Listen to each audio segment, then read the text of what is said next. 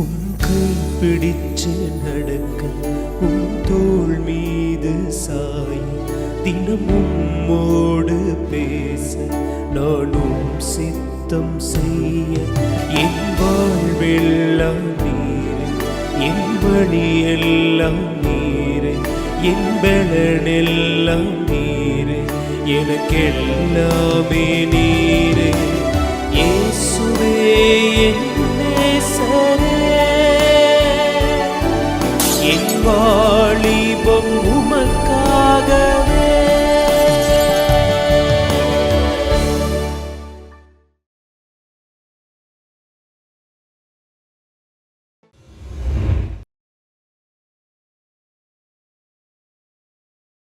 நேத்திக்கு நம்ம சாம்பார் வச்சோம். இன்னைக்கு என்ன குழம்பு வைக்கலாம்? ஆமா, நம்ம பிள்ளை சுவேதா இன்னைக்கு வீட்டுல இருக்கல்ல, அவளுக்கு இன்னைக்கு லீவு. அவளுக்கு பிடிச்ச கத்திரிக்காய் முருங்கைக்காய் புளிக்குழம்புனா ரொம்ப பிடிக்கும். இன்னைக்கு அவளை வந்து அசத்திடணும். சரி, கத்திரிக்காய் முருங்கைக்காய் போட்டு இன்னைக்கு புளிக்குழம்பு ரெடி பண்ணுவோம். கத்திரிக்காய் கட் பண்ணியாச்சு, முருங்கைக்காய் கட் பண்ணுவோம். அடுத்து என்ன ஸ்வேதாக்கு ரொம்ப பிடிக்கும், ஒரு ஆம்லேட் போட்டுற வேண்டியதான். என்னதான் பண்றதுன்னு தெரியல. இந்த காலத்து பிள்ளைகள் எல்லாம் இப்படித்தான் இருக்காங்க போல. ஸ்வேதா, என்னம்மா? பாப்பா உன்னை எத்தனை தடவை கூப்பிடுறது? நான் தான் போனை பார்த்துட்டேன்ல, எந்திரிச்சதுல இருந்து அந்த போனு தானா? அம்மா ஒருத்தி வீட்டுல இருக்காளே, அவள்கிட்ட பேசணுமே அப்படிலாம் நினைக்கிறதே கிடையாதுன்னு. எடுத்த உடனே போனு. இப்படி இருந்தா என்னத்துதான் நீ உருப்பிட போற? எங்க அம்மாக்கு வேற வேலையே இல்ல. சர்ச்சுக்கு நேரமாச்சுமா, சீக்கிரம் கிளம்புன்ன. இந்தா கிளம்பிட்டே இருக்கம்மா. நீ மேக்கப் பண்ணதெல்லாம் போதும் தாயி, அழகாதான் இருக்க, வா வா. இந்தா கிளம்பிட்டே இருக்கம்மா.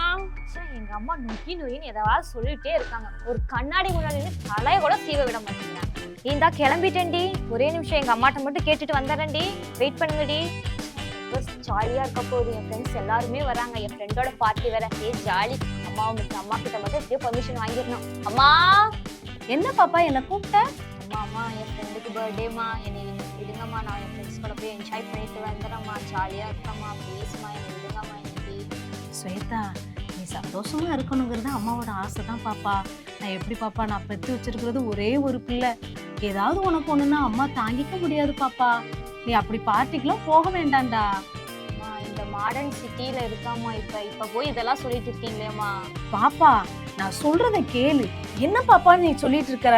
இப்பெல்லாம் பார்ட்டி அது இதுன்னு கேக்லயும் ஜூஸ்லயும் மயக்க மருந்தெல்லாம் கலந்து பிள்ளைங்களெல்லாம் கடத்தி கொண்டு போறாங்களாம். நான் சொல்றத ஒழுங்கா கேளு. உங்களுக்கு என் மேல அக்கறையே இல்லம்மா, எனக்கு புரிஞ்சுக்கவே மாட்டேங்கிறீங்க. எனக்கும் சில ஆசைங்க இருக்குமா. இது யாரு? நம்ம காலேஜ் ஜூனியர் ஆச்சே, ஸ்வேதா மாதிரி இருக்கே. தனியா நிக்கிறா. ஸ்வேதா, என்ன ஞாபகம் இருக்கா? உங்களுக்கு தெரியாம இருக்குமாக்கா? என் காலேஜ் ஜூனியர் தானே நீ? ஆமாக்கா. எப்படி இருக்க? ஏன் இப்படி தனியா நிக்கிற? அக்கா, எனக்கு வீட்டுல இருக்கவே பிடிக்கலக்கா. எதை செஞ்சாலும் இதை செய்யாத அதை செய்யாதன்னு சொல்லி எனக்கு திட்டிக்கிட்டே இருக்காங்கக்கா. இதுக்கா நீங்க வந்து தனியா கோச்சுட்டு நின்றுகிட்டு இருக்க?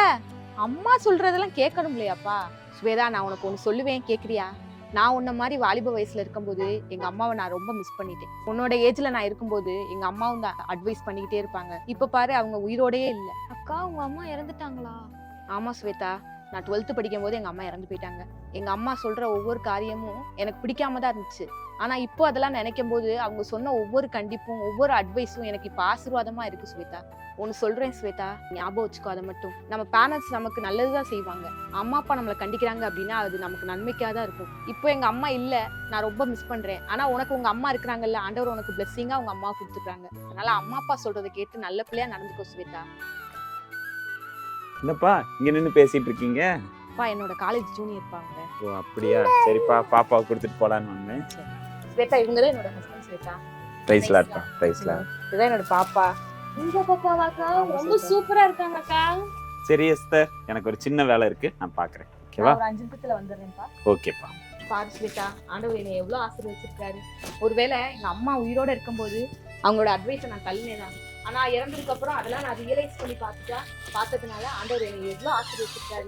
ஒரு நல்ல ஊழியக்கார கணவரை கொடுத்துருக்காரு, ஒரு அழகான குழந்தையை கொடுத்துருக்காரு. இப்போ நான் ரொம்ப சந்தோஷமா இருக்கேன். அதுக்கு காரணம் எங்க அம்மா சொன்ன அட்வைஸை நான் நினைச்சு பார்த்து அதை கை கொண்டதுனால மட்டும்தான். சரிக்கா, இனி எல்லாத்தையும் நான் கேட்கறேன்க்கா. சே, இந்த ஸ்வேதா பிள்ளை எங்க போனாலே தெரியல. நல்ல விஷயம் கூட பிள்ளைங்கள்ட்ட சொல்ல முடியல.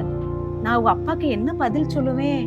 சொல்லாம கொள்ளாம போயிட்டாலே. ஏசப்பா, இந்த காலத்து பிள்ளைங்க கிட்ட நல்லதும் பேச முடியல, அட்வைஸும் பண்ண முடியல. எப்படித்தான் பிள்ளைங்களை வளர்க்கன்னு தெரியல. கடவுளே, நீங்க தான் உதவி செய்யணும் ஏசப்பா. ஸ்வேதா, வாமா, உன்னை காணோன்னு அம்மா துடிச்சு போயிட்டேன்டா. எங்க பாப்பா போன? அம்மா மேல கோவமா உனக்கு? அதெல்லாம் இல்லம்மா. ஏசப்பா வந்து என்கிட்ட பேசினாருமா ஒரு அக்கா மூலியமா. சாரிம்மா, நீங்க எனக்கு எப்பவுமே நல்லதுதாம்மா நினைப்பீங்க. சரிடா தங்கம், நீ என்ன புரிஞ்சுக்கிட்டே, அதான் எனக்கு ரொம்ப சந்தோஷம். இந்த உலகத்திலேயே என்னை நேசிக்கிறதும் எனக்காக இருக்கிறதும் நீங்க மட்டும்தாம்மா. உங்களை நான் எப்பவுமே மிஸ் பண்ண மாட்டேம்மா. ஸ்வேதா, இதுல ஓன் தப்பு ஒண்ணுமே இல்லம்மா. எல்லா வாலிப பிள்ளைங்களுக்கும் அப்படிதான் இருக்கும். அம்மா நல்லது சொல்றது எதுவுமே பிடிக்காது. ஃப்ரெண்ட்ஸ்னால என்ன சொன்னாலும் கேட்பாங்க. ஆனா ஏசப்பா அவன் உள்ளத்துல பேசி உன்னை நல்ல வழியில நடத்திட்டாங்க பத்தியா? ஏசப்பாக்கு தான் நன்றி சொல்லணுமா.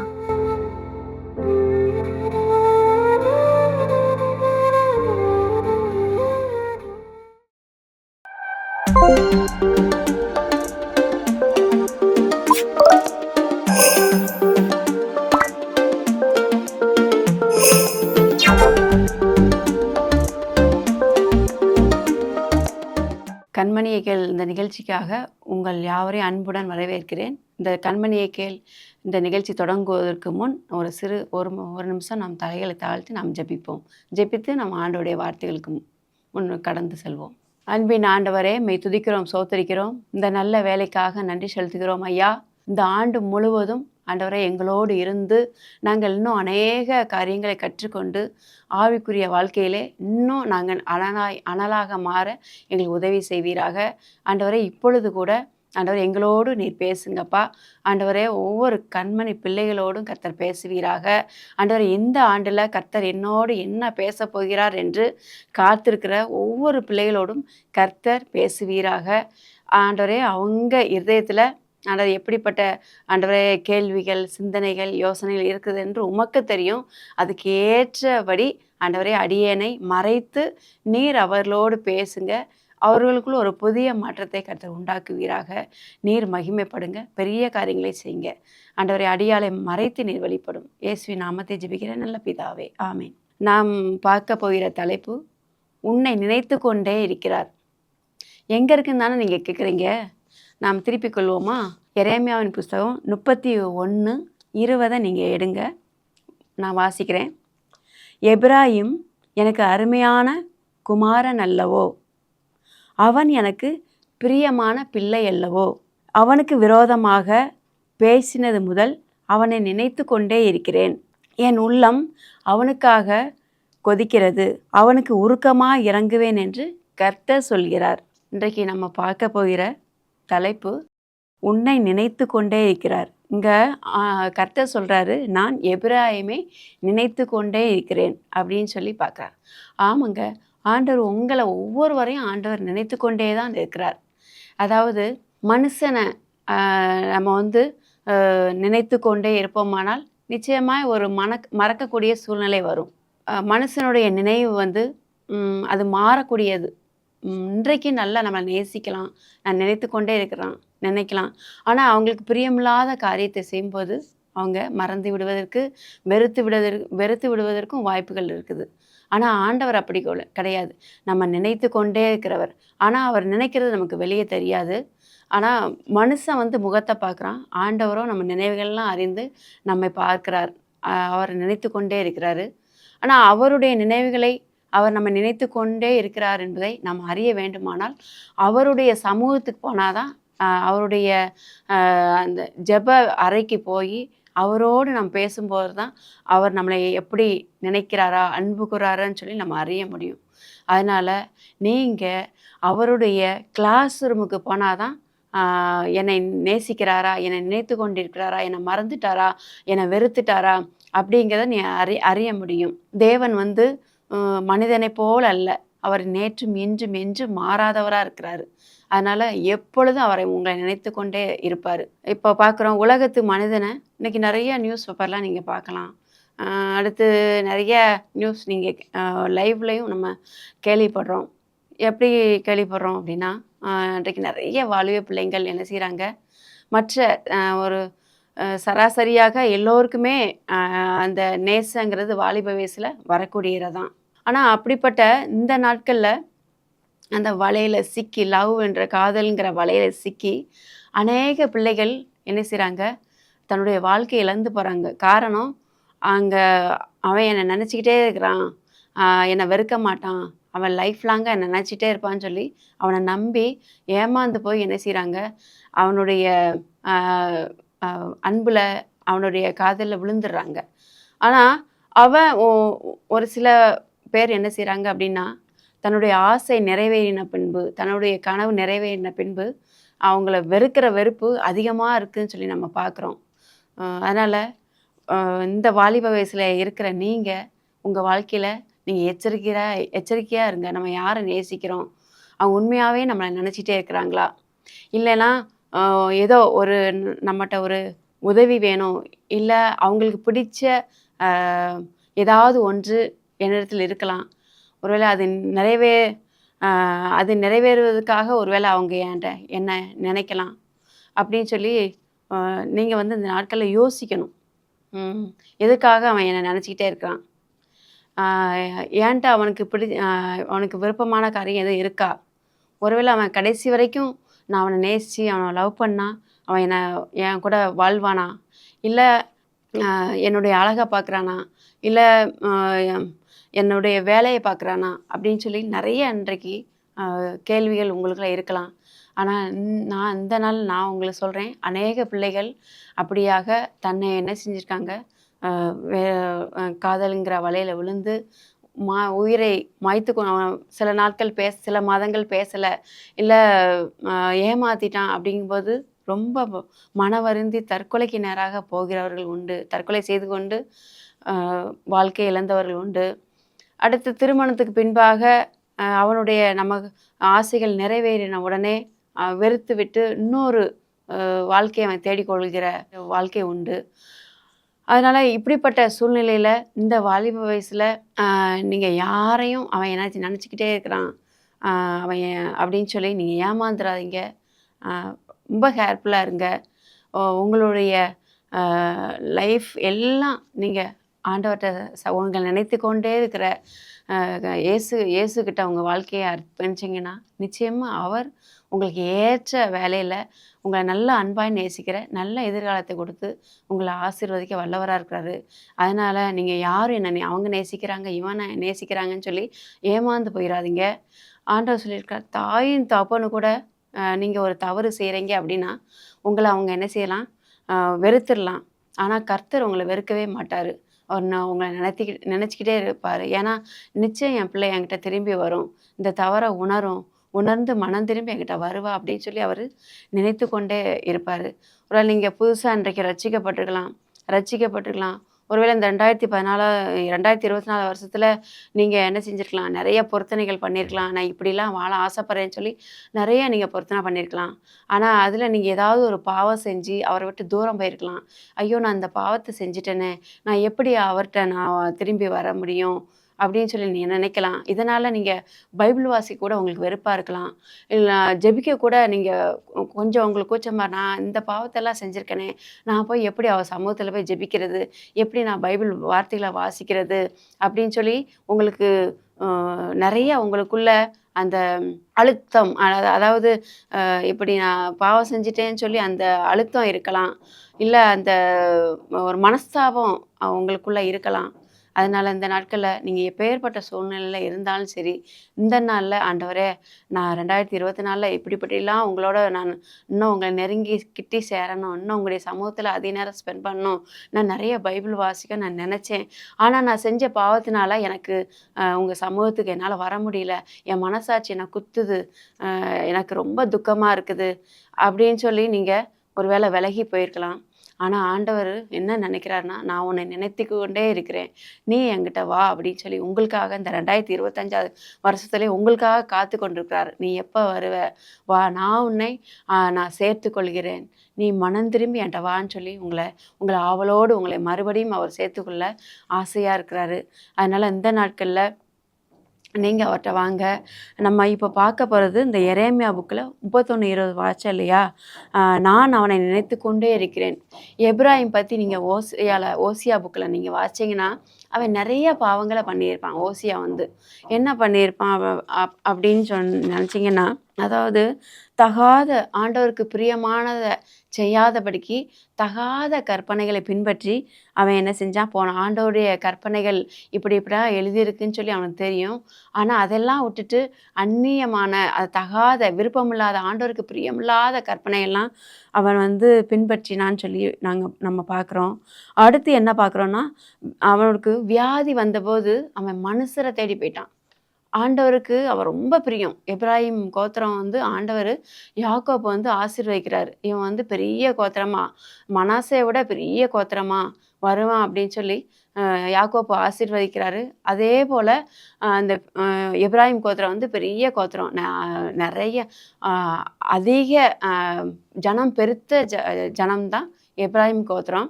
எப்ராஹிமை ஆண்டவருக்கு ரொம்ப பிடிக்கும் அந்த கோத்திரத்தை. அவர் தெரிந்து கொண்ட கோத்திரம் தான் எப்ராஹிம் கோத்திரம். அவனை வந்து ஓசியால சொல்கிறாரு, நான் வந்து உன்னை ஒரு தகப்பனை போல உன்னை கரம் பிடிச்சி என்ன செஞ்சேன், உன்னை நடக்க பழக்கினேன். ஒரு தாய் தாப்பன் எப்படி தன் பிள்ளையை நடக்க பழக்கினாங்களோ அதே மாதிரி நான் உன்னை பழக்கினேன் அப்படின்னு சொல்கிறாரு. அதே போல் அவனுக்கு நான் ஆகாரம் கொடுத்தேன் அப்படின்னு சொல்கிறாரு. ஒரு தாய் எப்படி உணவு ஊட்டுவாளோ அதே போல் நான் எப்ராஹிமை நேசித்து அவன் நடக்க பழக்கினேன், அவனுக்கு ஆகாரம் கொடுத்தேன், அவனை ரொம்ப நேசித்தேன், அவனை தெரிந்து கொண்டேன். ஆனாலும் அவன் எனக்கு விரோதமாக என்ன செய்கிறான், பொல்லாப்பான காரியங்களை செஞ்சான், தகாத கற்பனையை பின்பற்றி போனான். வியாதி வந்தபோது என்ன தேடாமல் அவன் அசிரிய ராஜாக்களை தேடி அவன் போனான். ஆனால் அவங்களால குணமாக்க முடியல. ஒரு பேதையான புறாவை போல இருக்கிறான். பேதையான புறா எப்படி இருக்கும், அது வந்து ஒரு வேடன் வலை விரிச்சா என்ன செய்யும், அது சீக்கிரத்தில் விழுந்துடும். அது வந்து எப்படி தப்பிக்கணும் அதுக்கு தெரியாது. அந்த மாதிரி பேதையான புறாவை போல இருக்கான். காட்டு கழுத மாதிரி ஒரு அடங்காமல் அவன் அலைகிறான் அப்படின்னு சொல்லி ஆண்டோடைய உள்ளம் அவனுக்காக அந்த ஓசியா படித்தாங்கன்னா கொதிக்கிறதுன்னு சொல்லி பார்க்குறோம். துக்கிக்குது. ஐயோ என் பையன் இப்படி இருக்கானே, நான் தெரிந்து கொண்ட கோத்திரத்தை ஜனங்கள் இப்படி இருக்கிறாங்களேன்னு சொல்லி அவங்களுக்காக ரொம்ப மிகவும் அங்கே துக்கப்படுறாருன்னு சொல்லி பார்க்குறோம். வேதத்தின் மகத்துவங்களை நான் இப்பெல்லாம் எழுதி கொடுத்தேனே, ஆனால் அவைகள்லாம் அந்நிய காரியமாக அவன் எண்ணிட்டான் அப்படின்னு சொல்கிறாரு. அப்புறம் கிபியாவின் நாட்களில் நடந்தது போல மிகவும் அவர்கள் தங்களை கெடுத்து கொண்டார்கள். கிபியாவின் நாட்களில் ஒரு லேவியன் வந்து தன் மனைவியோடு வரும்போது அந்த கிபியாவின் மக்கள் என்ன செய்வாங்க, யாருமே வீட்டில் இடம் கொடுக்க மாட்டாங்க, தெருவில் தங்குவான். ஒரு வயசான ஒரு முதியவர் தான் அவனுக்கு வா என் கூட தங்கு, என் வீட்டில் இடம் தரேன்னு சொல்லி அங்கே வந்து இடம் தருவார்.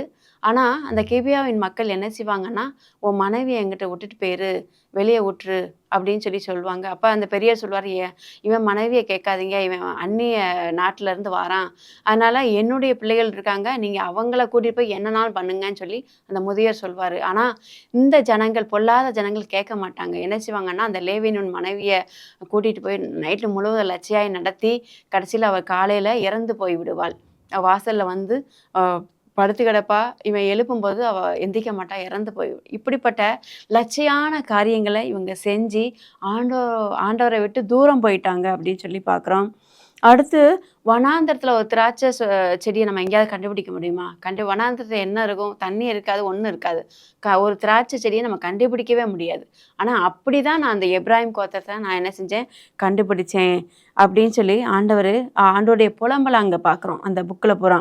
அடுத்து ஆனாலும் ஆண்டவர் சொல்கிறாரு, இவ்வளவும் எனக்கு விரோதமாக நீ என்ன செஞ்ச, பொல்லாப்பான காரியத்தை செஞ்ச, ஆனாலும் நான் உன்னை நேசிக்கிறேன், நான் உன்னை நினச்சிக்கிட்டே இருக்கேன், என்னால் உன்னை கைவிட முடியாதுப்பான்னு சொல்லி ஓசியா 11:8 நான் உன்னை எப்படி கைவிடுவேன், எப்ராஹிமே நான் உன்னை எப்படி கைவிடுவேன் அப்படின்னு சொல்லி ஆண்டவர் அந்த இடத்துல எப்ராஹிமை பார்த்து சொல்கிறேன், நான் எப்படி உன்னை கைவிடுவேன், நான் எப்படி உன்னை மறப்பேன் அப்படின்னு சொல்லி அந்த ஆண்டவர் அங்கே புலம்புறதை பார்க்குறோம். அதனால் ஆண்டவர் அந்த ஓசியாவில் என்ன சொல்கிறான்னா, நீ மனம் திரும்பு, அப்பொழுது நான் உன்னை என்ன செய்வேன், ஆசீர்வதிப்பேன்னு சொல்கிறாரு. அதே போல் எரேமியாவில் பார்த்தீங்கன்னா இந்த இடத்துல 31:20 அந்த எப்ராஹிம் கோத்திரம் அந்த பாபிலோன் தேசத்தில் அடிமைப்பட்டிருக்கும் போது அவங்க என்ன செய்கிறாங்க, தான் வாலிப வயசில் தான் செஞ்சதெல்லாம் என்ன செய்யாங்க நினச்சி வருத்தப்படுறாங்க. மனம் திரும்பி அந்த இடத்துல வருத்தப்படுறாங்க. ஐயோ, நான் ஆண்டவருக்கு விரோதமாக இப்படி செஞ்சிட்டேனே, இப்படி பாவம் செஞ்சிட்டேனே, இப்படி மீறுதல் செஞ்சிட்டேனே, என்னுடைய அக்கிரமம் எவ்வளோ பெருசு. ஆனாலும் ஆண்டவர் என்ன செஞ்சார், என்னை சிட்சித்தாலும் என்ன செஞ்சார், அவர் என்னை சேர்த்து கொண்டாரே, என்னை நேசிக்கிறாரேன்னு சொல்லி அந்த அதிகாரம் எரேமியா 31 முழுவதும் நீங்கள் வாசிங்கன்னா அதில் அவன் செஞ்ச தவறுக்காக அவன் மனஸ்தாபப்படுறான் அப்படின்னு சொல்லி பார்க்குறோம். அவன் வெக்கி நாணி கொண்டிருக்கிறான் அப்படின்னு சொல்லி பார்க்குறோம். நான் எப்ராஹிம் தன் பாவங்களை நினைத்து தன் விழாவில் அடித்து கொள்கிறான். எப்படி அந்த 2 பேர் ஜெபம் பண்ண போனாங்களோ, ஆலயத்துக்கு ஜெபம் பண்ண போனாங்கள்ல, ஆயக்காரன் பரிசேயன். ஆயக்காரன் என்ன செய்வான், தன்னுடைய மார்பில் அடித்து என்ன செய்வான், நான் பாவியாக இருக்கிறேனே, என்மேல் கிருபையாருன்னு சொல்லி அடித்தது போல் இந்த எப்ராஹிமும் அந்த பாபிலோன் தேசத்தில் சிறைப்பட்டிருக்கும் போது நான் எவ்வளோ ஆண்டவருக்கு விரோதமாக துக்கம் பண்ணி மீறுதல் பண்ணி எவ்வளவா ஆண்டவரை நான் பொல்லாப்பு செஞ்சு அவரை விட்டு விலகி போயிட்டேன். அதை நினச்சி நான் இப்போ வருந்துறேன், நான் துக்கப்படுறேன் என்னுடைய அப்படின்னு சொல்லி விழாவில் அடித்து அவன் என்ன செஞ்சிடான், அந்த மாதிரி ஃபீல் பண்ணிக்கிட்டு இருக்கான் அப்படின்னு சொல்லி இந்த அதிகாரத்தில் ஃபீல் பண்ணிக்கிட்டு நம்ம காண முடியும். நாணி கொண்டிருக்கிறான், நான் கலகம் பண்ணதை நினைத்து புலம்பிக் கொண்டிருக்கிறான் அப்படின்னு சொல்லி இந்த 31 20வது வருஷத்தை நம்ம பார்க்குறோம். அப்போ இந்த நாட்களில் இப்படிப்பட்ட ஒரு சூழ்நிலையில் நீங்கள் இருக்கீங்களா? வாலிப பிள்ளைகளாகிய நீங்கள் இப்படிப்பட்ட ஒரு சூழ்நிலையில் இருக்கீங்களா? நான் இந்த மாதிரி கர்த்தரை விட்டு போயிட்டேனே, இப்படி அவருக்கு என்னை ரட்சித்தாரு, நல்லா இருந்தேன், ஆனால் நான் தவறுனால இன்றைக்கு நான் ஆண்டவரோட்ட தூரம் போய் இப்போ நானே கூனி குறுகி போயிருக்கிறேன்.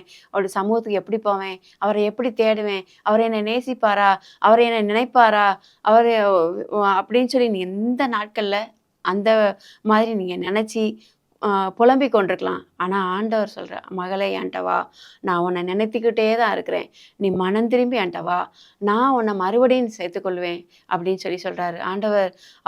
நீங்கள் அவர்கிட்ட போனீங்கன்னா உங்கள் பாவங்கள் எல்லாம், உங்கள் அக்கிரமத்தை எல்லாம், மீதெல்லாம் நான் என்ன செய்வேன், வெண்மையான பஞ்சை போல் நான் என்ன செய்வேன், வெண்மையாக்குவேன்.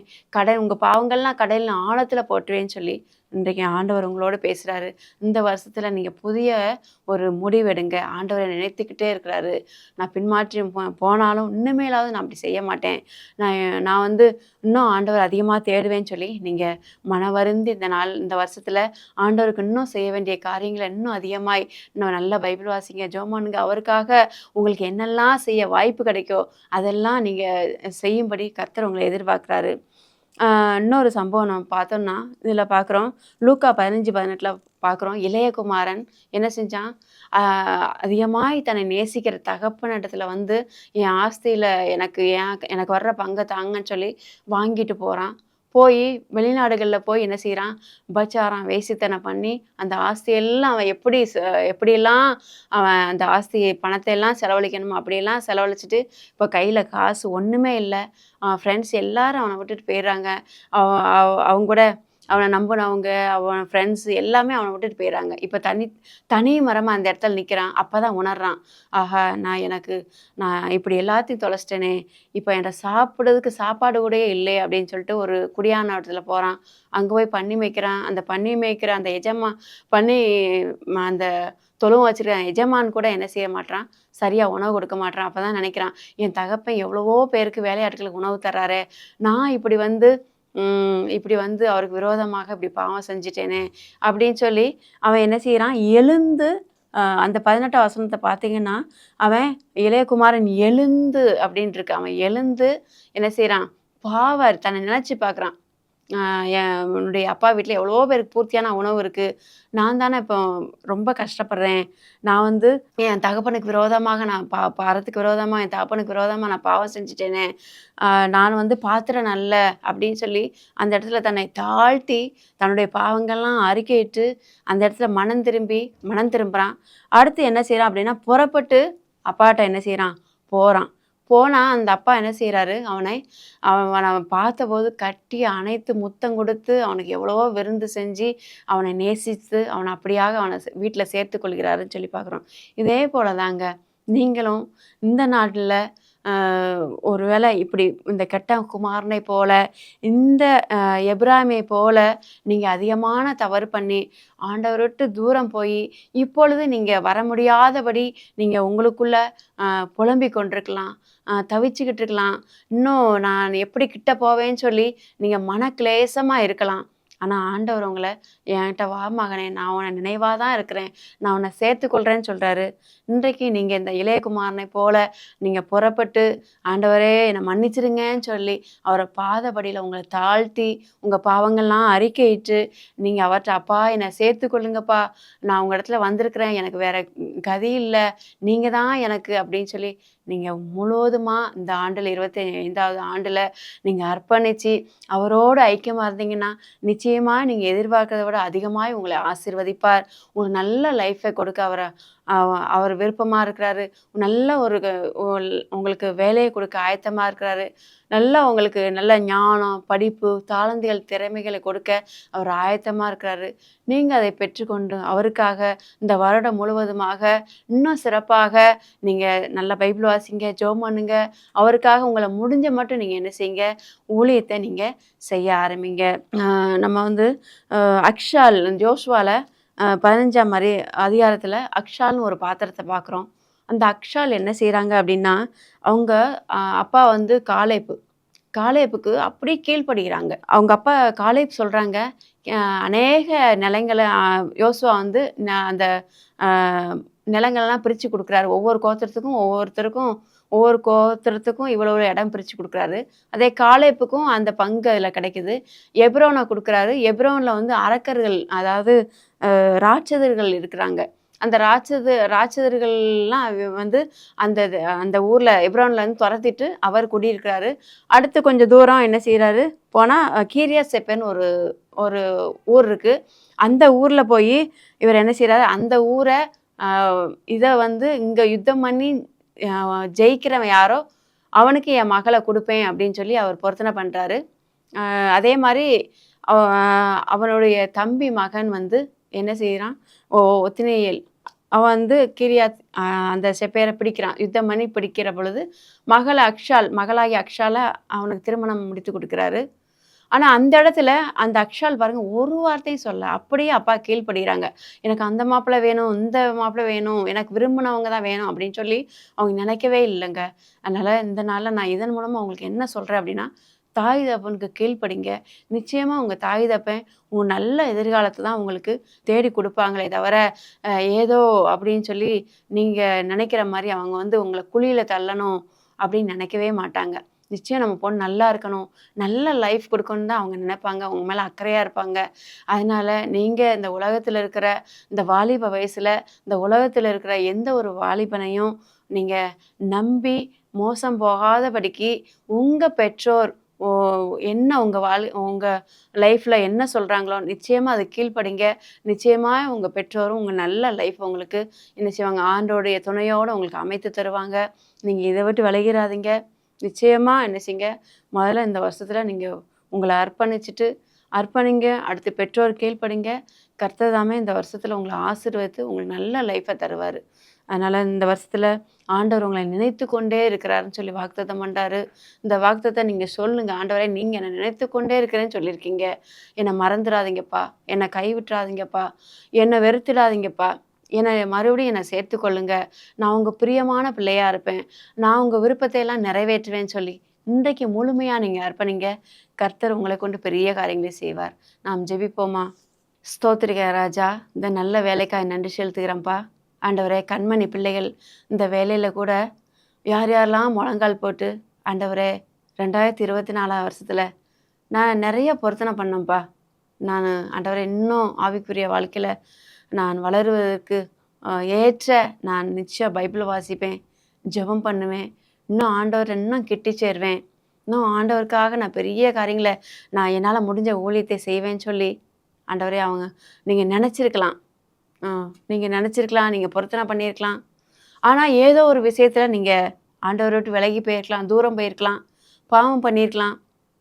ஆனால் நான் பாவம் பண்ணிவிட்டு எப்படி நான் ஆண்டவர்கிட்ட மறுபடியும் நான் போவேன், நான் எப்படி அவர்கிட்ட போய் கிட்டி சேருவேன், என்னை சேர்த்துக்கு வரா, என்னால் முடியலேன்னு சொல்லி இன்றைக்கு நீங்கள் கலக்கத்தோடு கண்ணீரோடு அந்த அதாவது புலம்பலோடு அழுகையோடு மன பாரத்தோடு நீங்கள் இருக்கலாம். இன்றைக்கு உண்மையாக ஆண்டவர் சொல்லுங்கள், ஆண்டவரே நான் இப்படிலாம் இருந்துட்டேன்ப்பா, என்னை மன்னிச்சிருங்கப்பா. நான் இந்த 2025 வருஷத்தில் ஆண்டவரே நான் என்னை அர்ப்பணித்து ஆண்டவரே நான் இன்னும் உமக்கு பிரியமானதை செய்ய, ஆண்டவரே உமக்கு விருப்பமானதை செய்ய, இன்னும் நான் ஆவிக்குரிய வாழ்க்கையில் நான் இன்னும் உம்மை கிட்டிச்சேர, இன்னும் உம்மிடத்தில் இன்னும் நெருங்கிய உறவு கொள்ள, இன்னும் உம்முடைய சமூகத்தில் அதிகம் நான் காத்திருக்க எனக்கு கிருபைதாங்கன்னு சொல்லி கேளுங்க. நீங்கள் என்ன தவறு பண்ணியிருந்தாலும் சரி, கர்த்தர் உங்களை மன்னித்து அவர் உங்கள் நினைவாக இந்த கெட்ட குமாரனுடைய தகப்பனை போல அவரும் உங்கள் மேலே தாகமாக இருக்கிறாரு. என் மகள் வரமாட்டாளா, என் மகன் வரமாட்டானா, நான் சேர்த்துக்கொள்ள ஆசையாக இருக்கிறேன், அவங்க என்கிட்ட மனம் திரும்பி பாவ அறிக்கையிட்டு என்கிட்ட வரமாட்டாங்களான்னு சொல்லி அவர் நினைத்து கொண்டே இருக்கிறாரு. எந்த சூழ்நிலை இருந்தாலும் இன்றைக்கு நீங்கள் அவர்கிட்ட போங்க, நிச்சயமாக உங்களை சேர்த்துக்கொள்வார். நீங்கள் பிசாசு சொல்லுவான், நீ இவ்வளோ பெரிய பாவம் பண்ணியிருக்க, போகாத போகாத, அதெல்லாம் சேர்த்துக்க மாட்டார், அதெல்லாம் வாய்ப்பே இல்லை அப்படின்னு சொல்லி அவன் சொல்லுவான். அவங்கள ஆண்டவர்கிட்ட நெருங்கி சேராதபடி எதெல்லாம் உங்கள் செவிகளில் போடணுமோ அதெல்லாம் போடுவான். ஆனால் நீங்கள் அதுக்கு செவி கொடுக்காதீங்க. கர்த்தர் உங்களை நினைத்து கொண்டிருக்கிறாரு, அவர் உங்களுக்காக காத்து கொண்டிருக்கிறாரு, உங்களுக்காக அவர் ஏங்கி கொண்டிருக்கிறாரு. ஏன்னா நீங்கள் அவருடைய பிள்ளை, உங்களை தெரிந்து கொண்டுட்டாரு. அதனால் நீங்கள் இந்த நாளில் அர்ப்பணிங்க. ஆண்டவரே என்னை அர்ப்பணிக்கிறேன்ப்பா, ஆண்டவரே நான் அர்ப்பணிக்கிறேன் சுவாமி, பழைய நான் ஆவிக்குரிய வாழ்க்கை எனக்கு தாங்க. நான் ரட்சிக்கப்பட்ட புதுசில் நான் எப்படி இருந்தேனோ, ஆண்டவரை எப்படி பைபிள் வாசிச்சனோ, எப்படி ஆவலாக உங்களை தேடினோ, எப்போ பார்த்தாலும் நான் எப்படி உங்களை நினச்சிட்டே இருந்தேனோ, ஜெபிச்சேனோ, அந்த வாழ்க்கை எனக்கு தாங்க ஏசப்பா, என்னை மன்னிச்சிருங்கன்னு கேளுங்க. ஆண்டவர் மன்னிக்க தயவு பெருத்தவர், அவர் நேற்றும் இன்றும் என்றும் மாறாத கர்த்தர். வாக்கு பண்ணதை அவர் நிறைவேற்ற வல்லவர், வாக்குத்தத்தம் பண்ணதை நிறைவேற்ற வல்லவர். ஆண்டவரே இந்த நாளில் என் மேல் ஆண்டவரே இருக்கீங்கன்னு சொல்லியிருக்கீங்களே, ஆண்டவரே எனக்கு அந்த வாக்குத்தத்தம் நிறைவேறட்டும், எனக்கு இறங்குவேன்னு சொல்லியிருக்கீங்க, எனக்கு இறங்குங்கப்பா, என் மேல் நினைவாருங்கப்பா, என்னை தண்டிச்சிடாதீங்கப்பா, இன்னும் நீங்கள் என்னை விட்டு வெறுத்துறாதீங்க, என்னை விட்டு போயிடாதீங்கன்னு சொல்லி இந்த நாளை கேளுங்க. ஆண்டவர் நிச்சயமாக உங்களுக்கு உதவி செய்வார். நான் உங்களுக்காக ஜெபிக்கிறேன். ஆண்டவரே, நல்ல ஆண்டவரே, இந்த நல்ல வேலைக்காய் நான் நன்றி செலுத்துக்கிறேன்ப்பா. ஆண்டவரே, இப்போ முழங்கால் போட்டு எந்தெந்த பிள்ளைகள்லாம் மன வருந்தி ஆண்டவரே உம்மிடத்தில் அறிக்கையிட்டு, ஆண்டவரே ஸ்தோத்திரம் அப்பா, ஆண்டவரே இன்னும் பூர்ணமாய் அவரை பின்பற்றுவேன்னு சொல்லி யாரெல்லாம் ஒப்பு கொடுத்தாங்களோ, ஆண்டவரே அவங்க ஜெபத்தெல்லாம் கேட்டு, ஆண்டவரே அவங்களுடைய கண்ணீரெல்லாம் துடைத்து, அவங்க கலக்கத்தெல்லாம் மாற்றி, ஆண்டவரே அவங்களுடைய வாஞ்சைகள் விருப்பத்தை எல்லாம் நிறைவேற்றி, ஆண்டவரே அவங்களுடைய வாழ்க்கை அநேகருக்கு ஆசீர்வாதமான வாழ்க்கையாக நீர் மாற்றித்தாங்கப்பா. அவங்க லைஃப்பை நீங்கள் சரி பண்ணுங்க சுவாமி, சரிப்படுத்துங்க சுவாமி. அப்பா சரிப்படுத்தும்படி ஆண்டவரே அப்பா யாரெல்லாம் ஒப்பு கொடுத்தாங்களோ, ஆண்டவரே அவங்கள சரிப்படுத்தி அவங்களுக்கு நல்ல லைஃப்பை தாங்க, நல்ல ஒரு வேலை வாய்ப்புகளை தாங்க, நல்ல இன்னும் கல்வியை தொடரக்கூடிய கிருபையை அவங்களுக்கு தாங்க.